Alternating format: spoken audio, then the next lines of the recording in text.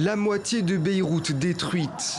Chaque heure qui passe, des images témoignent de l'ampleur de la catastrophe.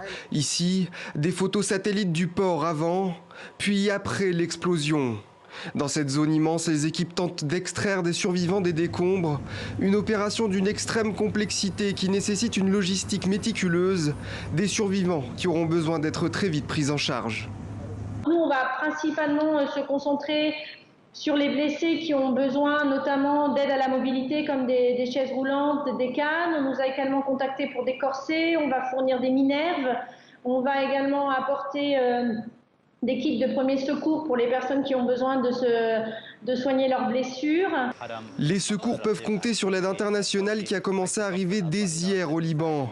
Si les forces dépêchées sont lancées dans une course contre la montre, à Paris où l'on suit les opérations de très près subsiste l'espoir de retrouver des gens en vie, même si des difficultés liées à l'explosion peuvent les perturber dans leur mission.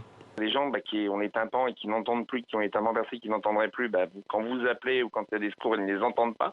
Donc ils ne peuvent pas répondre à des appels. Et à partir du moment où on est dans une atmosphère où il y a eu une explosion, où il y a eu des poussières, des odeurs très spécifiques de mélange, etc., qui ont été projetées partout par le souffle, nous, au bout de quelques heures, on les sentira plus forcément. Alors que les chiens, eux, leur odorat, qui est bien plus puissant que le nôtre et bien plus sensible que le nôtre, effectivement, les détecte et ça les perturbe. Pendant ce temps, les sinistrés essayent de trouver des solutions, notamment pour les 300 000 personnes qui se retrouvent sans domicile.